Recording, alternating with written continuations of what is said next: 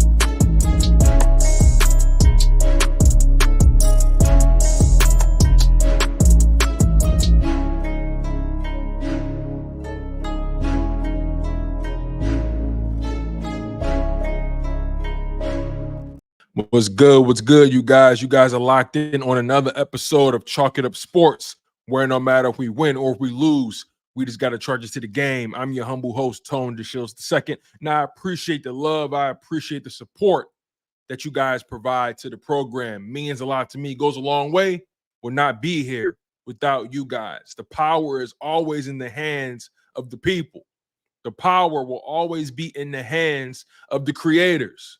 So I appreciate you guys for empowering me and also empowering yourselves by supporting the show, by hitting that like button, by being subscribed to the channel as well, right? All that stuff you guys doing behind the scenes, mentioning me on Twitter and us going back and forth, the good, the bad, the ugly, the indifferent, right? All the debates we have in the comment sections or just the engagement we have in these live chats, all of that stuff really pours into the cup that is Chalk It Up Sports. And I appreciate you guys for locking in on the content as well. Especially, I appreciate newcomers, right? Anybody that's new to the show, anybody that's new to the program, please make yourself known, make yourself comfortable. Make sure you guys smash that like button as well. And always know that the content will always be available for you guys on more than one platform. The show isn't just available on YouTube, it's also available on Spotify, and it's also available on Apple Podcast.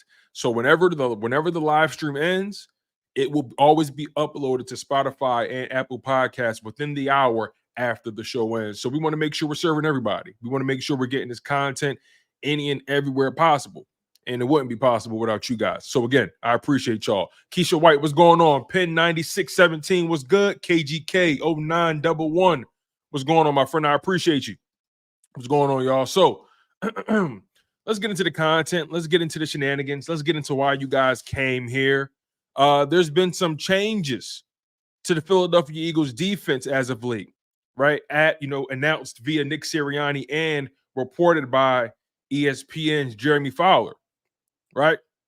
So most of these changes have come on the defensive side of the ball, as they should have. We've spoken a lot about how bad this defense has been or how inconsistent they've been, and something needed to change on the defensive side of the ball. Something needed to give. Something needed to shake. You feel what I'm saying? Like, we were watching this team week after week. We were saying to ourselves, okay, we're seeing moments of of a good defense. We're seeing something to hang your hat on, right? The red zone defense in the first 3 games was pretty good, and then week 3 you had a stellar game, top to bottom on the defense side of the ball, and then tackling improved in that game, and then tackling all of a sudden had a major regression. Red zone defense had a major regression in week 4. Overall defensive performance had a major regression. Right, there were some names that we could pull out and say, hey, you know what? I like how this player is playing.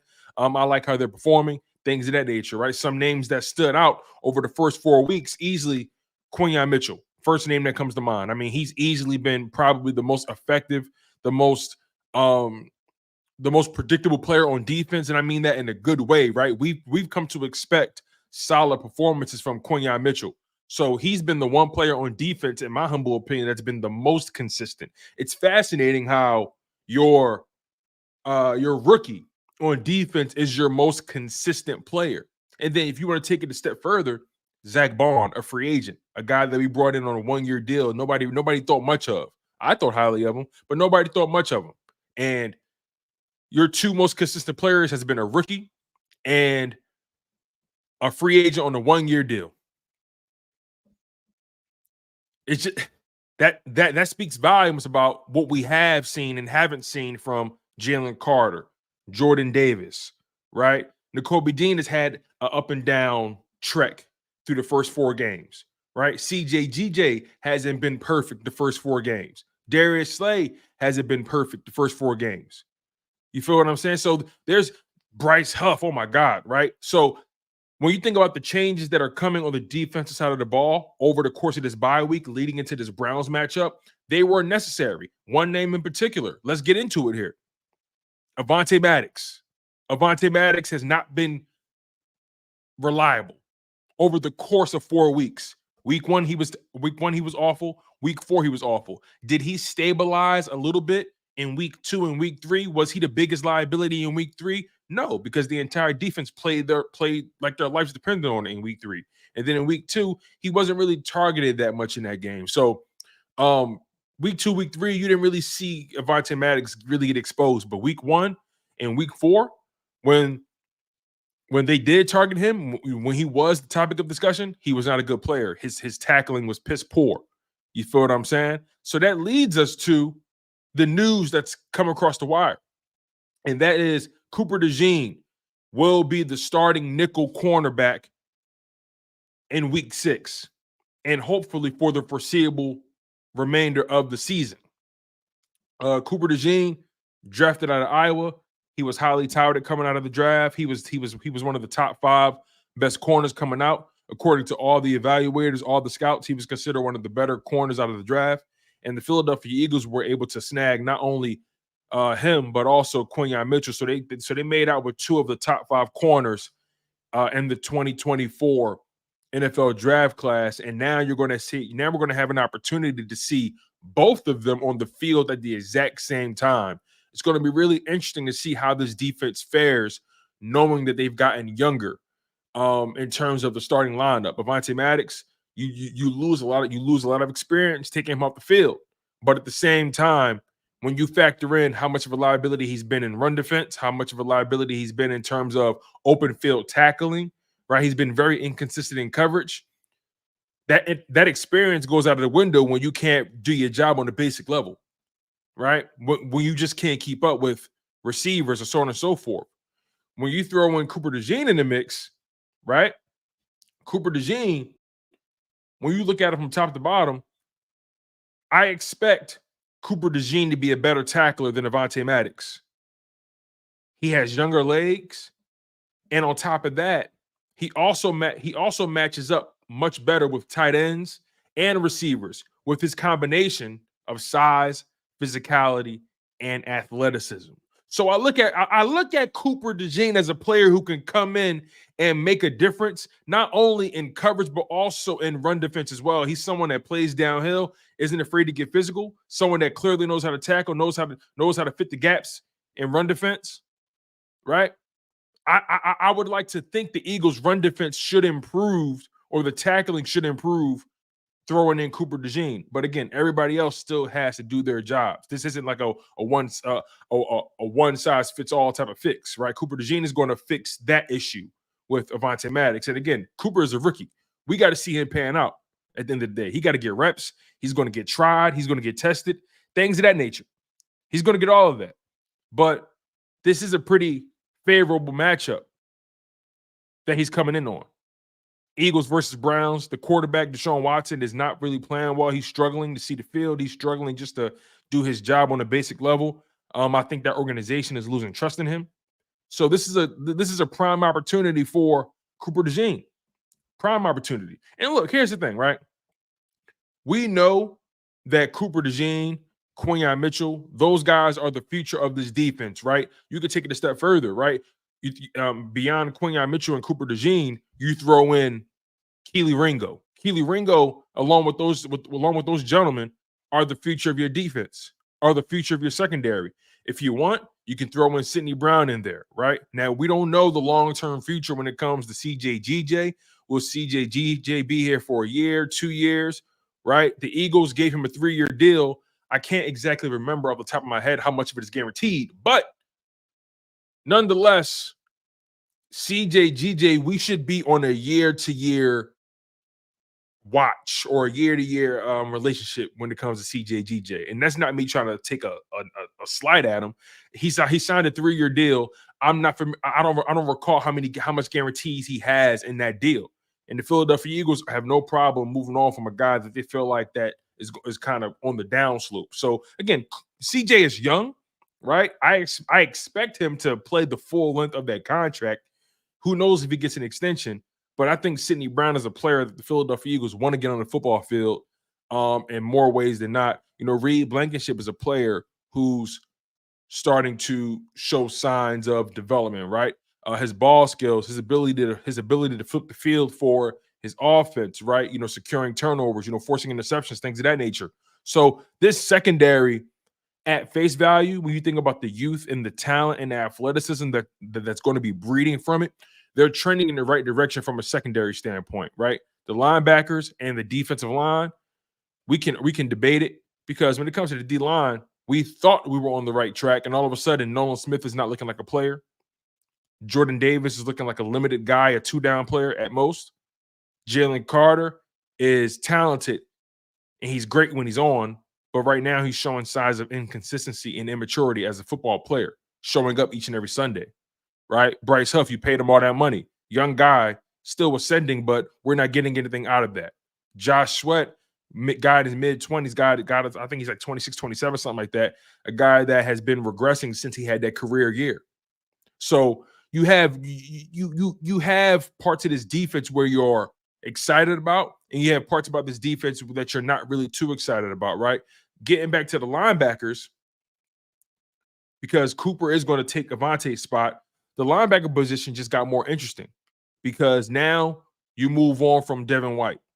And that's a move that I didn't really expect in that fashion, right? I mean, I didn't know what his future held in Philadelphia, but I didn't expect them to cut him at this point in the season. I really didn't expect that at all. But nonetheless, we're here. And I appreciate you guys for being here as well. I'm going to get to all your comments. Make sure you guys smash that like button. Make sure you guys are subscribed to the show. I appreciate all y'all for being here. I see y'all, and I'm grateful for y'all. I'm going to get to all your comments. Trust me. So you released Devin White. So now, okay, what's your game plan beyond that? You've doubled down on Nakobe Dean and Zach Bond. Who's your backup middle linebacker? It's revealed to us that the backup middle linebacker is going to be Jeremiah Trotter Jr., not Ben Van Sumeren, who has about a year or so more experience over Jeremiah Trotter, but they like Trotter.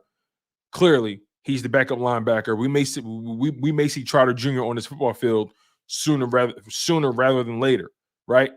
And hopefully it's for good reason. Hopefully it's they've come up with some sort of way to get him in pass rush situations, whatever it may be. So the linebacker room just got thinner. But on top of that, you weren't even using the guy anyway. But it was weird to me. We didn't see this brother play a single snap. We didn't see him do nothing wrong yet. And it's even more confusing when we know what we know about training camp.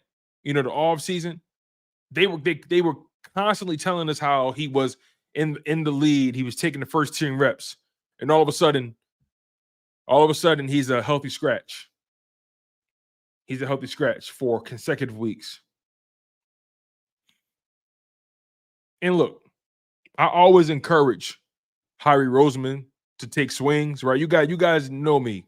I speak about it very candidly. I respect organizations. I respect GMs. I respect teams. I respect anybody that takes a calculated risk. I do. Especially in this sport, you got to take some kind of risk if you want to win big, man. And Devin White seemed like a reasonable risk. 1 year, $4 million, but you did guarantee him $3.5 million. You did do that. But it's just like, damn, what a miss. What a miss by Howie Roseman. What a miss. My man S. Blunt, he says, my thoughts on White. He lost in camp and they tried to deal him over the bye week. No suitors, so they cut him. Bradbury is next. Yeah, man. Yeah. I feel like Bradbury should have been gone, but it is what it is. I don't know. I don't really understand why they're taking their time with that. I felt like it would have been more fair to him to move to cut him prior to the season starting, and he may be able to land on a roster and kind of redeem himself and his career. I don't understand the point in holding on to Bradbury. I really don't. Coach Corey, what's going on, brother? He says cutting him without seeing him play a single snap is weird. Yeah, man. It is weird. I would at least like to see him have an awful game first before anything. You just all of a sudden cut him randomly. I can't make sense of that. Sorry, I just can't. James Carver, what's going on, big dog? He says JD and JC are both getting doubled every down because teams are playing 12 and Huff is taken out by a tight end. That's a good point too, right? The fact that JC and JD are getting double teamed regularly and you're not getting anything from Josh Sweat, you're not getting anything from Bryce Huff, it's making Jalen Carter's job that much harder. And you know what? Jalen Carter probably playing next to Bryce Huff. He probably saying to himself, this brother can't play. That's probably what he's saying to himself. He said, yo, like, I gotta do his job too. I gotta do his job too. I wouldn't be surprised if that's what Jalen Carter is talking about right now. Could that lend why we're seeing inconsistent Jalen Carter, because the guy next to him is just, he's not pulling his weight. Is that possible? It's very possible. Teams are selling out and putting the tight end on Huff, and they're putting the right tackle and the right guard, or their right guard or their center on Jalen Carter. He has an uphill battle every single snap. Every single snap, he has to figure out how he's going to beat a double team. Every single snap. That's frustrating. Now, granted, the greats find a way. The greats find a way. Aaron Donald found a way. He was getting double teamed regularly. He found a way.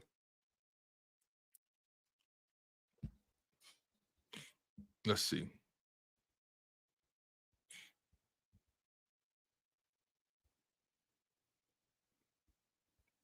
Let's see where we at. My man, Coach Corey said, smash the like button on your way in. Yeah, y'all, I appreciate that. Smash that like button. It means a lot. It goes a long way. That like button is currency. It really helps the channel grow, so make sure you guys lock in. James Carver says we should be playing Isaiah Rodgers too. He's a stud and he's fast as hell. Here's the thing, man. Here's the thing, James. Isaiah Rodgers is in a very tough spot because say what you want about Darius Slay, it's hard to justify benching Darius Slay for Isaiah Rodgers. It's hard to justify that. It's hard to put Isaiah Rodgers ahead of Quinyon Mitchell with how good he's played on the outside. And then Isaiah Rodgers refuses to be a player that's willing to play in the slot. He's refused to improve his skill set in the slot. So now he's limited and his value goes down. If Isaiah Rodgers was a more willing player in the slot, you probably would have saw him get an opportunity before Avonte Maddox. You probably would have saw Cooper DeJean probably having a tougher battle for that nickel spot. So, listen, Isaiah Rodgers, listen, man, this is what happens when you're in a room full of good guys that are good. Quinyon Mitchell was good. Darius Slay, he's still solid, believe it or not. He's still solid.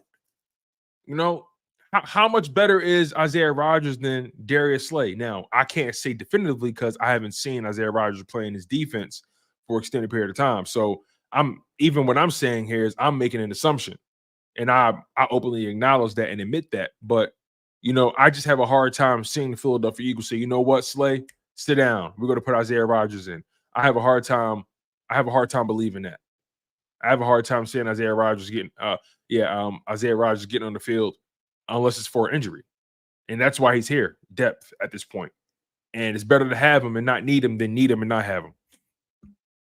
But he is fast, man. I wouldn't call him a stud, though, but he's fast. Thank you, James Carver, for your support, my friend. Alex, he says, if Zach Baum plays consistently, he should be signed long-term.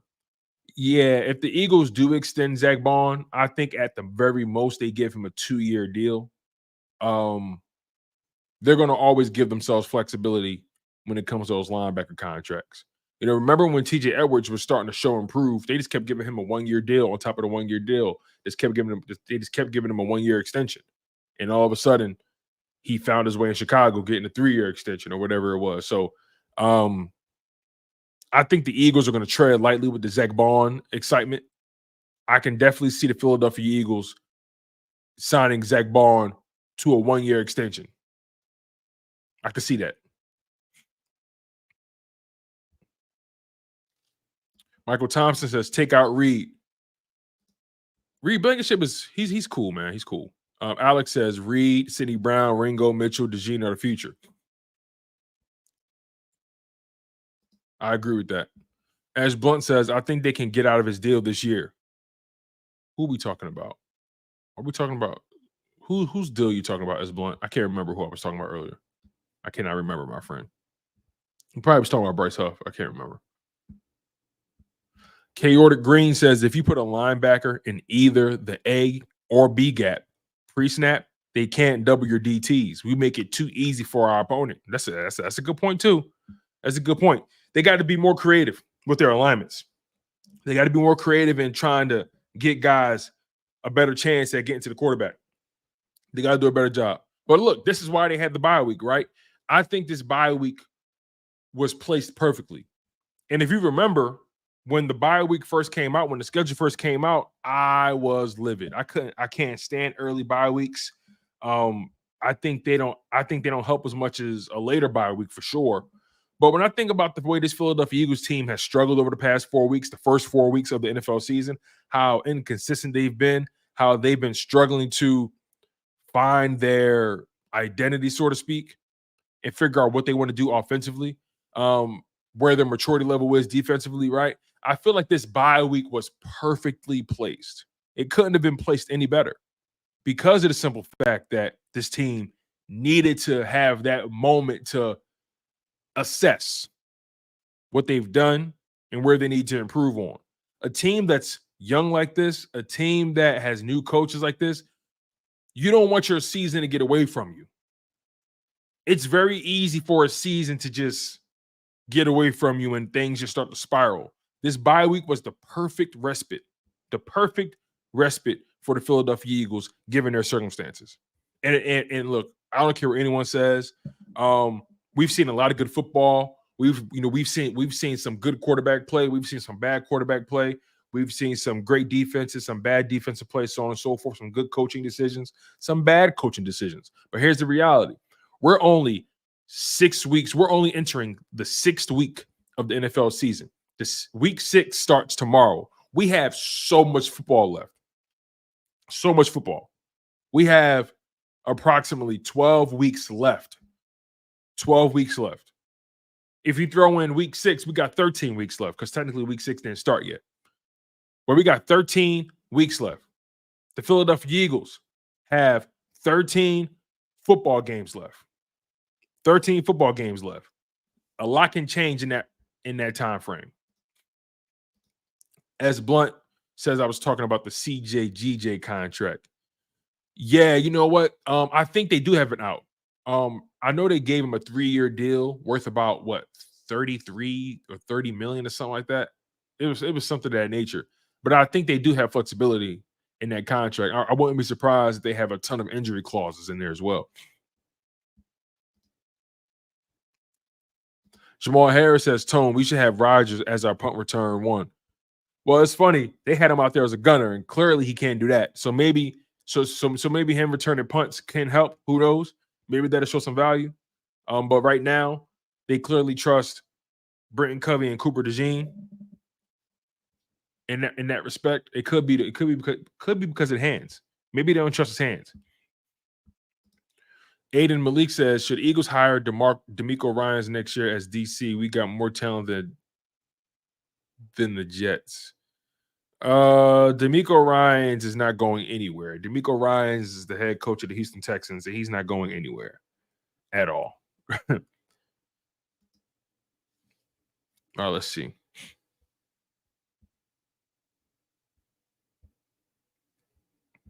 Let's see. Keep the main thing, says Devin White. I've been investigating him. He's got some personal issues that are distracting from football, and it's nothing football related at all. It's a real life issue. Yeah, I'm not sure what's going on in his personal life. And that's his personal life. That's something he got to get sorted out. Hey, what's going on, Dad? Yeah, make sure y'all smash that like button. I appreciate you, man. Thank you. Big Hurt season 24. He says, Wu-Tang is forever. I love the hat. Thank you, brother. I appreciate it. Into the 36 chambers. Aiden Malik says, if the Eagles lose to the Browns, Nick Sirianni is gone, in my opinion. Bruh, I think if the Eagles lose to the Browns and they follow it up with the loss to the Giants, I wouldn't be surprised if they cut ties with them. I wouldn't be surprised at all. This stretch, this 4-game stretch where you have Browns, Giants, Bengals, Jags, this is the perfect stretch to go 4-0. This is the perfect stretch to get your season back on track. The Eagles have the easiest remaining schedule in the NFL. There's no excuse why they can't get things back on track. No excuse.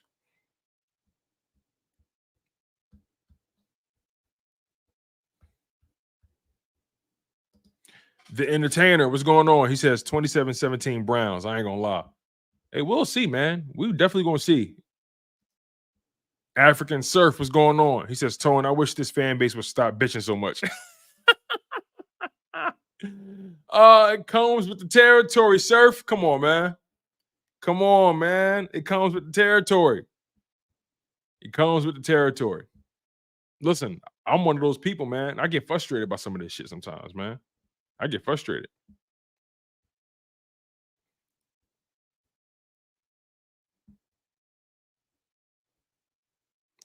All right, let's see. Philly 404 says Sirianni is going to screw it up. Come on, y'all, don't say that. Ray Bailey says if they lose to the Browns after having 2 weeks to prepare, it's downhill from there, boss. Yeah, man, that's a good point. The 2 weeks to prepare, that's the part right there. You got 2 weeks to prepare for a team like the Browns right now. And the Browns are spiraling out of control. You may be onto something, Ray. You may be onto something. This is one of those games where you don't want to overcomplicate it. This is one of those games, I'm telling you. You don't want to overcomplicate this kind of matchup. The game plan is written on the walls. You're more talented than them. You're healthier than them. All you got to do is just play the game. Take the points when they give it to you. This game it almost feels like a trap because it's, in my humble opinion, I think this is a relatively simple game to game plan for. I believe that. And I promise you, I'm not trying to disrespect the Browns. I'm not. But I'm looking at the way the Browns have been playing, and I'm looking at the way we've been playing, and I'm saying to myself, okay, who do I have more faith to turn their fortune on Sunday? Philadelphia. I'm sorry. I have more faith in the Philadelphia Eagles situation than I do the Browns situation. I don't know if that says much about the Eagles, but I just think the Philadelphia Eagles, that's a game that they're talented enough to just be physical at the line of scrimmage, run the football, get your play action game going, create easy throws for your quarterback, keep your defense off the field, limit what they have to do. Like, I understand you spent a lot of money on this offense. You invested a lot. You want this offense to be a high octane passing offense. But the reality is, right now, you're better off utilizing your talent in spurts. And what I mean by that is, you don't want to just try to just go guns blazing, right? You want to take it nice and easy and then use your talent to dominate in a limited scope. Does that make sense? Like, they need to focus. They need to focus on their target. I feel like the first 4 games the Eagles have been trying to use a shotgun, when in reality they need to use a sniper. You feel what I'm saying? Like, don't overcomplicate it. Come in, run the ball, establish your run offense, get your offensive line confident going forward, dominate, be physical, create play action opportunities, create RPO opportunities, hit your playmakers in space, let them do what they do. The points are going to go on the board naturally. The points are going to pile up. Just get the ball in their hands in space. But 2 weeks to prepare. If they lose, woo-hoo! If they lose, woo-hoo-hoo! Believe that. Eagles Playbook Podcast. What's going on, bro? He says, Tone, if we lose to the Browns, fire the entire coaching staff immediately. Hey, listen, don't get it twisted. The Browns are looking at this game as a get-right game for them too. They see the Eagles have been struggling. The Eagles have some clear-cut issues that the Browns are going to try to take advantage of. They're going to try to manipulate the game and see if they can force Jalen Hurts to a mistake. There's some things that the Browns can take advantage of. Don't get it twisted. You know, as confident as I'm speaking right now, don't get it twisted. The Browns look at this as a moment to get right too. So they're going to come out and they're going to test the physicality of the Eagles at the line of scrimmage early. They're going to find out if Jalen Carter and Jordan Davis and all those guys up front, if they got it. They're going to test them early. Watch. You're going to see a combination of the Buccaneers game plan and the Atlanta Falcons game plan. Watch. You're going to see a combination of that. Just watch.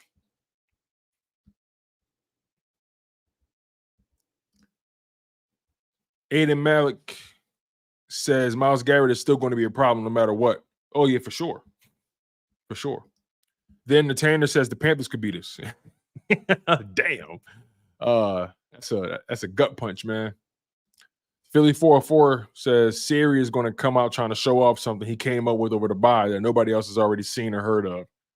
That's my problem with him. He always trying to reinvent the wheel. Always. Aiden. He says, Nick Chubb back. That's a problem. You're not going to be able to arm tackle him or he's going to run you over. Here's the thing, though. His 21-day practice window has been opened. That doesn't mean he's going to be active for that game. You got to keep that in mind. That goes for Sidney Brown and Anaya Smith as well. You know, he's off the PUP list. His 21-day practice window has been open. He's going to be active this season. That's a fact. It's just a matter of are they going to activate him in this game against the Eagles on the road, or are they going to try to save him the trip, give him an additional week of rest, and then unleash him in the home game against the Bengals, a rivalry game, a game that's going to have drastic repercussions, more repercussions than a loss to the Eagles will. So I think the Browns are facing a tough decision here. I think they are. The Browns have a decision to make.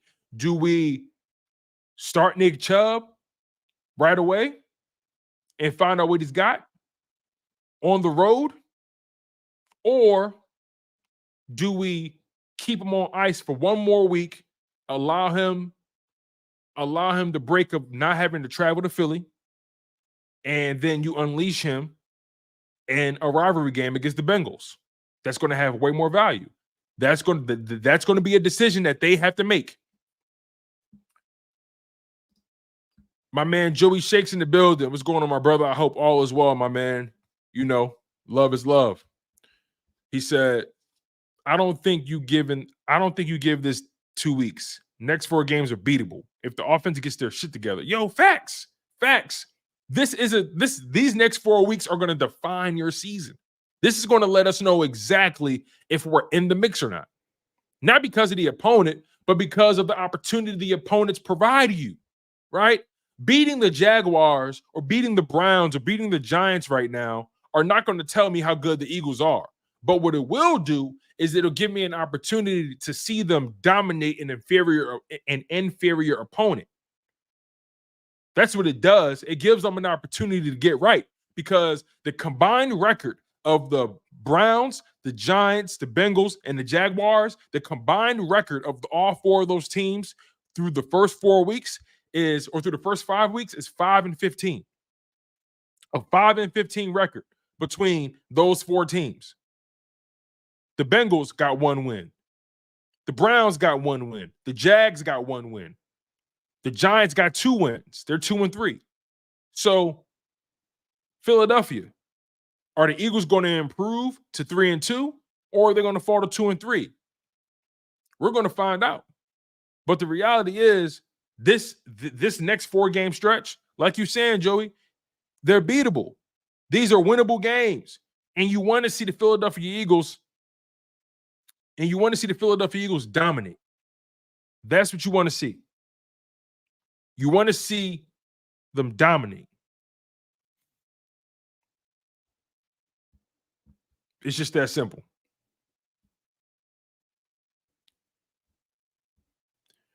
Brian Stetcher says the Eagles defense could test Nick Chubb early if he plays and his knee injury was serious. Yeah, they're gonna see if he trusts that knee for sure. Infamous says Chubb's window has been open since like last Monday. He probably will play. That's a good point. I forgot about that. See, when you got a bye week, sometimes it throws you off. So technically, that practice window has been open last week or last Monday. So yeah, as a matter of fact, there is a stronger chance he'll play this week for sure. There's a stronger chance, but again, the fact that the game was on the road could play a factor. We'll see. We'll see. Quan Pugh, he said we're gonna put that pop on Nick Chubb and put him out the game, bro. I hope so. I mean, like I don't want a guy to get knocked out of a game, man. You know, I want guys to be healthy, but I want them to take his head off for sure. But we're gonna see, man. Nick Chubb is the truth. But he's been out of it for a while. He's been on ice for a while, so we'll see what he has left.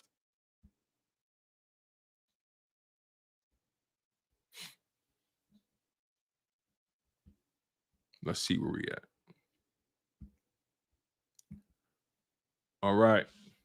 So yeah, just to recap, you guys. So Cooper DeJean is going to be starting in place of Avonte Maddox. Avonte Maddox has officially been benched by the Philadelphia Eagles. Cooper DeJean is taking over that nickel role, that slot. We expected Cooper to be the starting slot corner before the season even started, but he was dealing with a hamstring injury or a groin injury, if I'm not mistaken. I think it was a hamstring.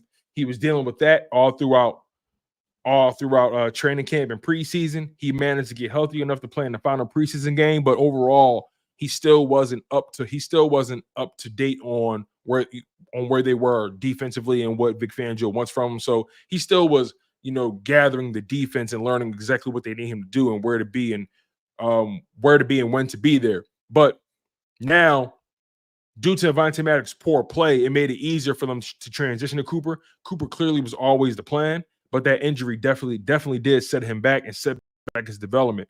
But now we're going to see Quinyon Mitchell, the rookie, on the field. We're going to see Cooper DeJean on the field, right? This defense is young. This defense is young. Carter's a young guy. Jordan Davis is a young guy. Nakobe is a young guy. Quinyon, Reed Blankenship, Cooper. This is a very young defense. Nolan Smith. This is a young defense. So, how much of an impact will DeJean make? We're going to find out very early because I expect them to test him. I really do expect that, and I think DeJean is just a better fit in the slot. He's a better fit than Devontae Maddox. I think at this point he has more pop. I think his rare combination of size, athleticism, and physicality gives him a better advantage against tight ends and wide receivers than Devontae Maddox does. Devontae Maddox is fast, but just can't stay healthy and also can't be trusted right now and run defense nor pass coverage. Aiden says Eagles need to get sacks this game. Browns O-line is struggling. Not only are they struggling, but they're hurt. So they pretty much don't have too much to work with on that offensive line. Occam's Razor, what's going on? He says Slay should be on a short leash too. Isaiah Rodgers needs some reps. I think the Slay stuff is more so off the field than on the field. Again, I'm not saying Slay is playing great, but I don't know, man. I don't know. I'm torn on the Slay benching stuff. I'm torn on that. Chaotic Green says Avonte ain't even fast no more. That's a good point. He's not fast anymore. I'm glad you said that. My dad says Jalen Hurts, no turnovers. He already has enough of those to clear the season already. Facts. The same amount of turnovers he has now is the same amount of turnovers I think he had in 2022, which is crazy.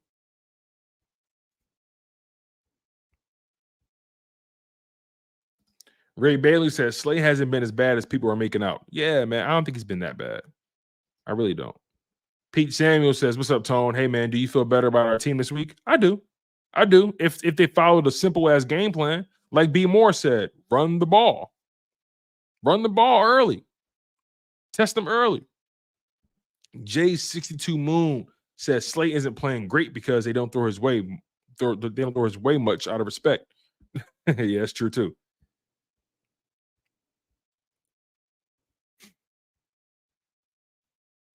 Let's see.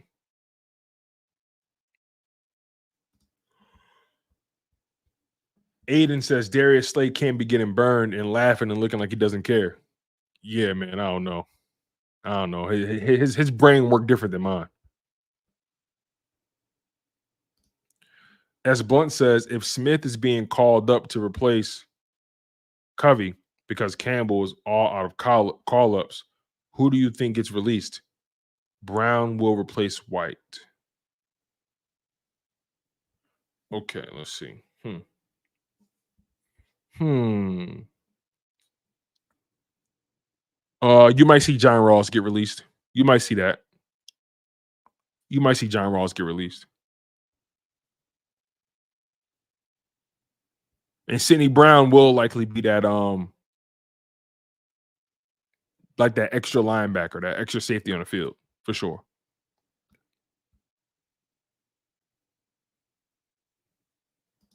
Cam McBeth says we're going to come out with the screen quarterback draw and another screen. Just wait and see. Yo, Cam, don't say that, bro. Oh my God, don't say that, man. Oh, bruh, that will kill me. That would kill me. I hate it when we go pass, run pass. That's the dumbest shit ever. I'm sorry.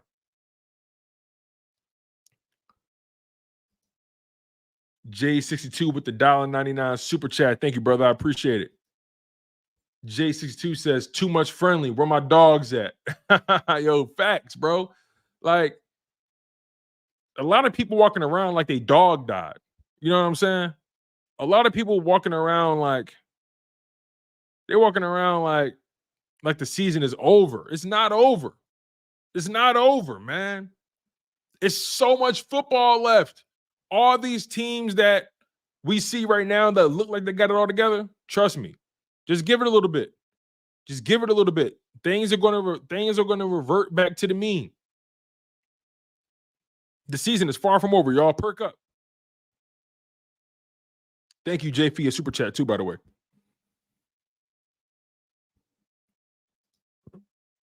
B. Moore says football is a simple game involving physics. We have the biggest line in the NFL. Unleash these boys. Facts. Yo, listen.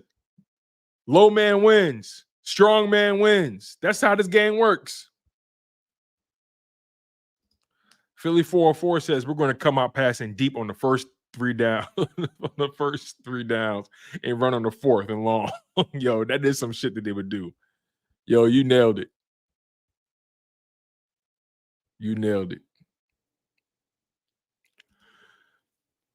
Alex says, I would also like to see the corners play up a little bit more. I don't know why Vic has them 10 yards off the damn ball. Might help with the tackling issue. Yeah, it'll give you less real estate to cover for sure. But ultimately, I'm with you. I've never been a fan of this style of defense. Kind of just playing back, waiting for shit to happen. I've never been a fan of that. My favorite defense in the NFL is the Chiefs defense. I love what they do. I love what Spagnuolo does with that personnel grouping. It just seems like he has the pulse. He knows what to do.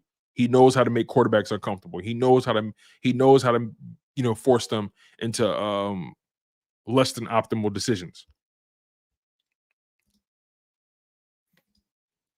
Pete Samuel says, hey, bro, I'll be in Ohio watching the Browns versus Eagles game with my pops. He's a diehard Browns fan. Jim Brown era. It's time to smash and dominate. Go Birds. Oh, that's dope, man. Shout out to your pop, man. Shout out to your pop. My father-in-law, he was a Cincinnati Bengals fan. He passed away last year. But yeah, my father-in-law, he was a diehard Cincinnati Bengals fan. So shout out to your pop, man. Shout out to him. Not too many OGs left from the Jim Brown era. Not too many. So shout out to him. Peanut Breath OG says, it's not over, but it doesn't look promising, though. Come on, man. Come on. You can't be jumping ship, Peanut. Peanut, we need you, brother. We need all hands on deck, bro. Facts. Come on, man. Come on, man. They too talented not to figure it out. They're too talented. You brought in Vic Fangio and Kellen Moore. There's no way they can't figure this shit out. There's no way. Sweet Chin Music says, I'll perk up when Hurts goes a game without giving up the rock. I ain't mad at that either, brother. That's a reasonable expectation. I'm with you on that. I told y'all this, by the way. I'm not taking the turnover machine label off of Jalen Hurts until he can give me 3 to 4 games of consecutive play with no turnovers. Until he does that, he's going to be a turnover machine to me. I'm not going to take that label off. I need 3 games minimum of no turnovers. Can he do that? Is that a tall order at this point? It seems like it is. At this point, it seems like it's damn near guaranteed that he's going to give one up. Teams can game plan around that now. Teams can now game plan for a Jalen Hurts turnover. They can say, you know what, y'all? All we got to do is limit the possessions, run the ball at him, be more physical, and make a play on defense because he's going to give one of them up. Teams can game plan around a Jalen Hurts turnover now. That's how bad it's been. So, look, he don't want to be called a turnover machine no more on Chalk It Up Sports. That's cool. I need 3 games minimum. No turnovers. Can you give and guess what? I think that's a low bar. That's a low bar. Because as many turnovers as he do got, I should double that shit and say, listen, give me 6 games. 6 games consecutively, no turnovers. It's the NFL, and that's hard to do because so many things happen. But listen, y'all know me, man. I keep it real. I keep it real, man. I got a lot of love for Jalen Hurts. Y'all know that already. But I keep it real. Antonio DeShields Sr., my father, he says, he says the question is, will we have our wide receivers back this game? Yes, we will. So A.J. Brown and Devontae Smith are going to be back. They should be fully loaded, ready to go for that Browns game. Devontae Smith was battling a concussion, but he's fine now. And A.J. Brown was battling a hamstring situation. He should be good to go now. He's had ample time to get right. He hasn't played since early September. He hasn't played since week 1. He's had 2, 3, 4. He's had like 4 or 5 weeks to get right. So A.J. Brown should be ready. Then Lane Johnson, same thing. He should be good to go to that. K.O. Green says Q's going to get tested by Amari Cooper. He's still one of the best route runners. Watson might not get in the ball, though. That's a good point. But I love it, though. I love it for Q. I love the fact that Quinyon is getting tested by all these top-tier route runners early, right? Mike Evans is a good route runner too. He's still a guy that you still got to pay attention to. He gave Mike Evans a hard day. He gave Romeo Dobbs and all those guys a hard day in Green Bay. He gave the only person that really got off is Jaden Reed. Other than that, they had a hard day. Gave Christian Watson a hard day. Gave Drake London a hard day. He gave Rashid Shaheed and Chris Olave. He gave them a long day as well. You feel what I'm saying? So yeah, he's going to begin some talented guys. But you're right, Amari Cooper is one of the most polished route runners in the league, still to this day. I remember when he was drafted, man.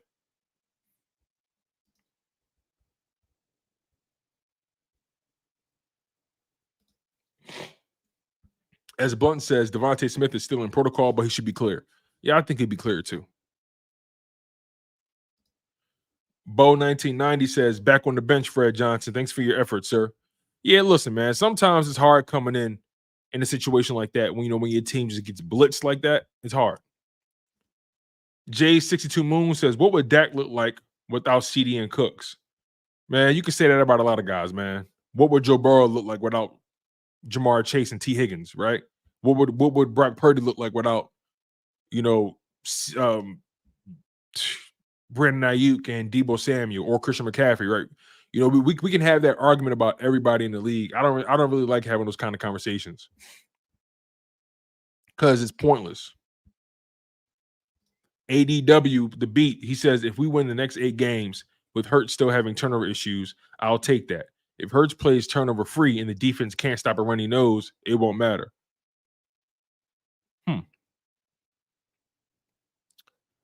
That's a tall order, though. It's hard to win when you're turning the ball over. It's hard to win because 9 times out of 10, when you turn it over, you're flipping field position and you're hurting your defense instantly. Or 9 times out of 10, your defense just came off of a very long drive, 12 to 14, 15 play drive, and then you turn the ball over. That's not how you pay your defense back. So to win the next 8 games with Hurts still having turnover issues, that's a tall order. That's really hard to do. It's really hard to do. That's really hard to do. Green Wingman says, what are your realistic expectations for Brown and Cooper? So Sidney Brown, realistically, I don't think Sidney Brown is going to be thrown out there right away. I think realistically, we're going to see him probably get thrown on the special teams first, right? So he can get his football legs under him, throw him out there on special teams. And then as he becomes more settled into the defense, I wouldn't be surprised if they use him in packages as that extra linebacker or that extra safety on the field, be it in the big nickel set, or you maybe see him in dime looks. It all depends. It all depends. So I think that's the realistic expectation for Sidney Brown. You're going to see him in special teams a lot early, and then he may get trained. Then he may get fitted into some packages on defense as the season progresses. As far as Cooper DeJean, realistically, he has a tall task ahead of him. He's coming in starting at the slot. That's a position where the Philadelphia Eagles have been targeted over the past couple seasons, so it's not going to be easy. He's a young player. They're going to test him. So realistically, I know he's going to give some things up here and there, but I do expect him to be much better in run defense. I expect him to be a much better tackler than Avonte Maddox. He doesn't have the bad habits that Avonte Maddox has accumulated. I think he's going to be a much faster player, a much more instinctual player. That's where I'm at with Cooper. All right, let's see where we are here.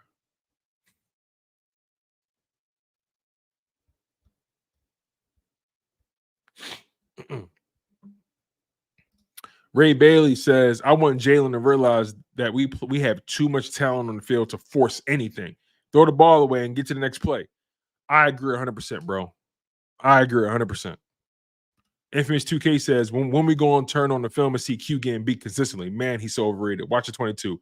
Infamous Bob, man, you can't talk to me about corners at all, bro. Talk to me when Emmanuel Forbes can make the all 22. Talk to me when he can actually be on the football field.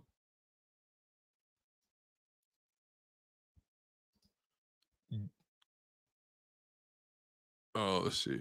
B. Moore says, Tone, the depth chart has Isaiah Rodgers at corner and Mitchell at nickel. Yeah, don't pay attention to that. That's not the case. Don't pay attention to that. We know what it is. We've seen them play the past 4 weeks, Benjamin. We know exactly what it's going to be. Quinyon's going to be on the outside. It's not even a question.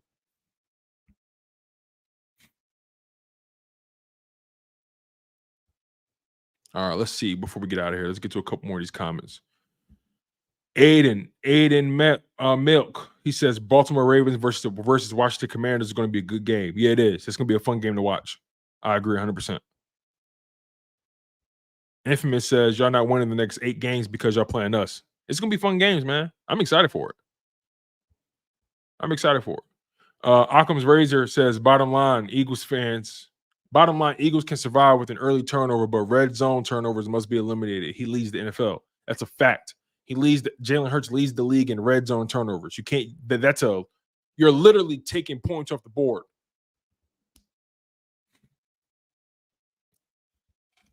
ADW says I want to see complete games from all 3 phases, coaching staff included. We need to pound the rock with Hurts under center, 85% of the plays, short, high percentage mesh concepts in the passing game. Mesh can always get you an easy completion for sure. I doubt we'll see 85% under center, but I think they need to include more plays with Jalen Hurts under the center, period. We don't see enough of it. It makes you feel like it makes you believe that he can't do it, right? Like the way they call the plays makes you feel like they don't believe he can do it, which is scary. Titus Fury, what's going on? He says, I need Hurts to have a perfect game against the Browns. I need the defense to show some heart and tackle someone. We get those two down. We get those 2 down. We good. And obviously, Jalen Hurts needs to be close to perfect. I don't even think he needs to be close to perfect, man, but he just needs to be reliable. That's it. He needs to be reliable. That's a basic ask in the NFL. Can I trust you? Can you be reliable?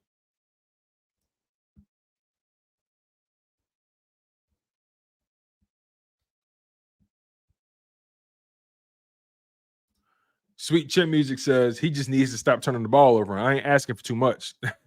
I know, facts. It's not that much to ask for. Infamous says, why are we talking about Emmanuel Forbes? Oh, no, don't do that. Infamous, don't do me like that. Don't do that. Don't do that.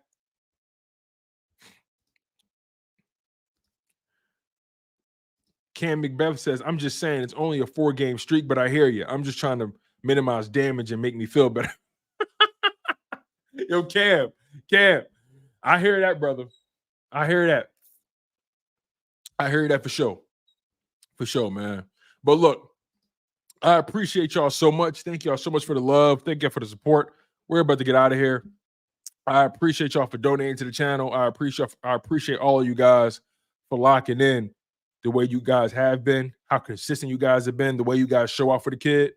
I do not take that for granted. By the way, make sure you guys go check out the Chalk It Up Sports merch shop.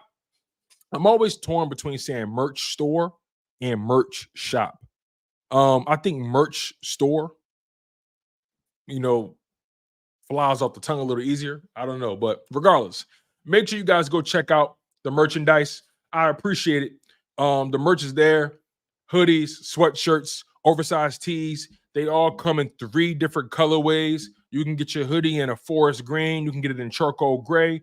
You can get your Apex Predator sweatshirt in a light gray and an army green along with black. You can get the oversized tee in tan and army green as well. So again, you got various colorways.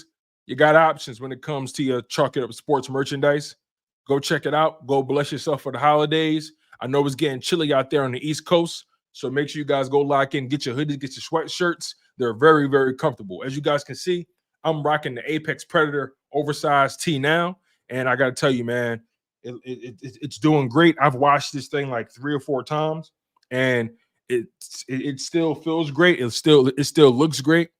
The shape is still holding very well. So yeah, make sure you guys bless yourself. All right, let's see what else we got here. Also, by the way, you guys, make sure you go check me out on Apple Podcasts and Spotify. The program, the show, the content is available on not only YouTube, right? If you missed the live stream and you want to double back, and catch up on whatever you missed, you can listen and or watch Chalk It Up Sports on not only YouTube, but you also can view it on Apple Podcasts, and you can also check it out on Spotify. So make sure you guys lock in on that. All right, folks, I appreciate y'all. I love y'all. I'm going to get my ass out of here. Smash that like button. Make sure you guys are subscribed to the channel. I've been your humble host, Tone DeShields II. You guys have been locked in on your dose of Chalk It Up Sports, where no matter if we win or if we lose, we just got to charge it to the game. What's good, sports fans? Are you ready to elevate your live entertainment experience? Well, let me introduce you to SeatGeek, an amazing platform that connects you to your favorite events while saving you money. With SeatGeek, you can easily find tickets for sports games, concerts, and so much more, all in one place. The interface is user-friendly, making it simple to browse and compare prices. And one of the best features is the interactive seating chart. You can see exactly where you'll be sitting and how much you'll be spending, ensuring you get the best value for your money. But here's the best part. Check this out. By using my promo code, Chalk It Up Sports, you can enjoy a one-time $20 discount on your first SeatGeek order. That's right, $20 off your first SeatGeek order. Imagine catching that thrilling game or concert without breaking the bank. It's a win-win situation. Plus, you'll be a part of a community of fans who eat, sleep, and breathe live events just as much as you do. So what are you waiting for? Click the link in the description to download the SeatGeek app today. And don't forget to use my promo code, Chalk It Up Sports, for a one-time $20 discount on your first SeatGeek order. Get excited. Now let's get back to the show.